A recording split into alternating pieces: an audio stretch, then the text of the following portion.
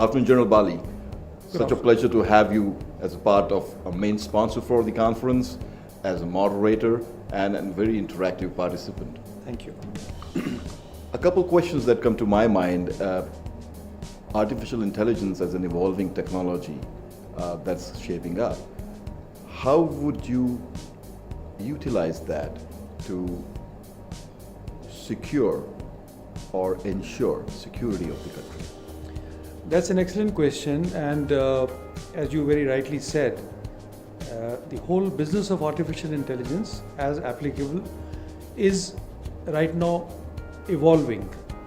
So the same is true for the security forces. In some of the ways it is already being used, and I can suggest ways in which it can be used going forward.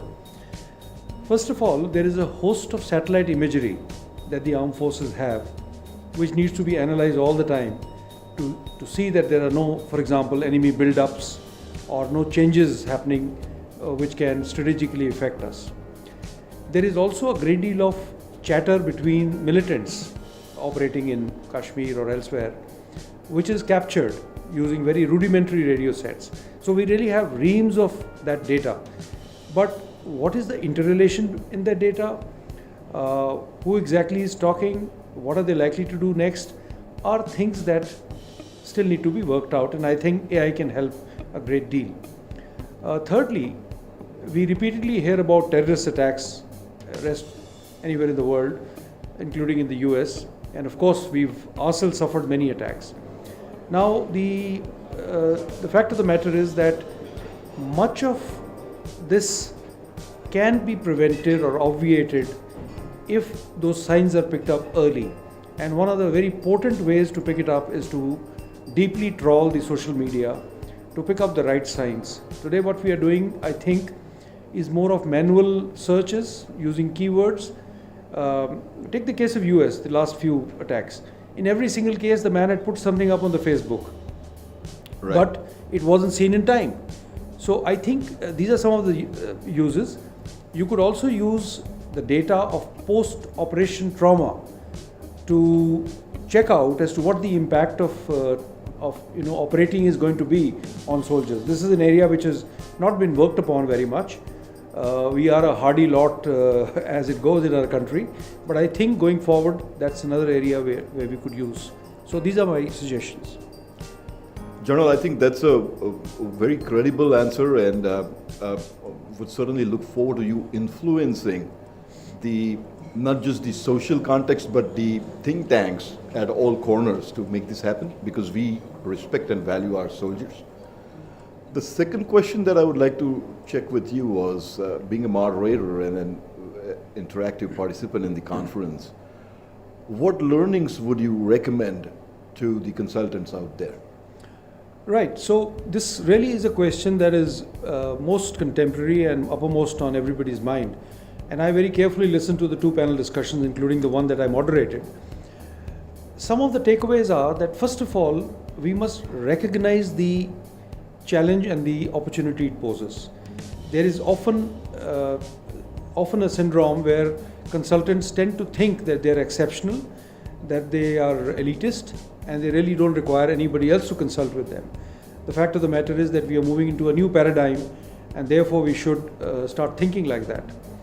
The second is, I believe that we should work on our core competencies, which cannot be replaced by AI, which being empathy, which being emotional quotient, which being facing the client. Now we all know that many times the client himself or herself doesn't know initially what exactly are they looking for. They know it in very broad terms.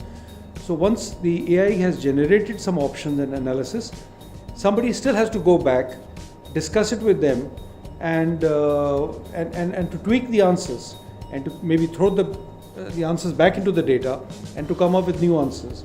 I will give you a very rudimentary example. Take the case of setting up of the ERP by various companies. When this whole thing is to be set up, usually the client doesn't himself or herself know how many users they want to make of the ERP.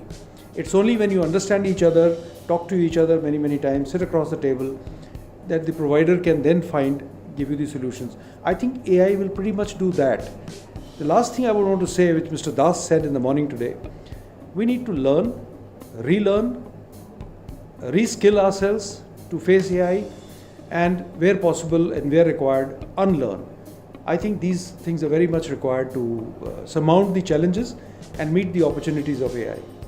General, a very fascinating perspective. I'm sure every one of us who's going to get to hear this is going to look at how we can relate and execute it in our real lives. Any other thoughts, recommendations, more specific to the startup buoyancy in this country called India? Yes, so I think the startups have to recognize that we are now looking for not just domain knowledge, but also the knowledge of technology. Any startup, which by definition would have a very small workforce, focuses only on domain knowledge, is going to end up banking a great deal on outsourcing and finding out the knowledge about technology, about AI and so forth. So as is already happening in the rest of the world, people are hiring people who have both the domain knowledge and a great technological bias. Particularly, I would say, at the level of the leadership in any organization, this must be made it must be a must that you should be steeped in a culture of technology, because mostly in a small startup, it is going to be top driven. So this is my suggestion. Thank you very much, General. It's a pleasure for us to have you and sponsor the conference. Look forward to your continued support, because this is going to be a quarterly. I'm sure Rodic Consultants will always be there to do that. Thank you very much. Pleasure is mine. Thank you.